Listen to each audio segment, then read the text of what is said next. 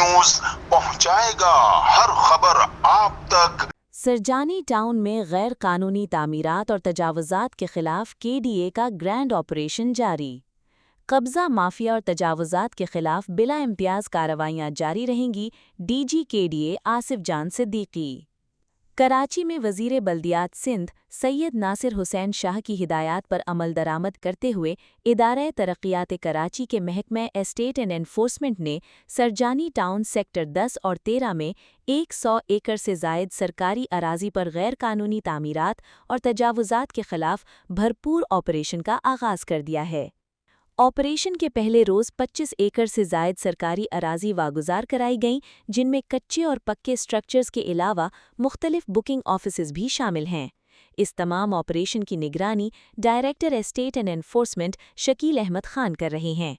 Operation के दौरान शरपसंद अनासर की जानिब से शदीद मुज़ाहिमत की गई। मुज़ाहिरीन ने पथराव और शदीद फायरिंग की, जिसके बायस महकमा एस्टेट एंड एनफोर्समेंट के अमले को मुश्किलात का सामना करना पड़ा। ताहम कानून नाफिज करने वाले इदारों के ताउन से ऑपरेशन जारी रखा गया।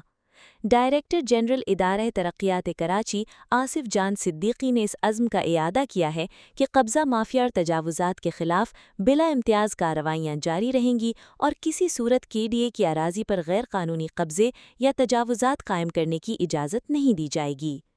वाज़े रहे कि चंद रोज़ कबल वज़ीर बल्दियात सिंध सैयद नासिर हुसैन शाह की ज़ेर सदारत तजावुज़ात के खात्मे से मुतल्लक़ एक अहम इजलास मुनक़्क़िद हुआ था, जिसमें पुलिस और दीगर कानून नाफिज करने वाले इदारों के नुमाइंदगान ने शिरकत की।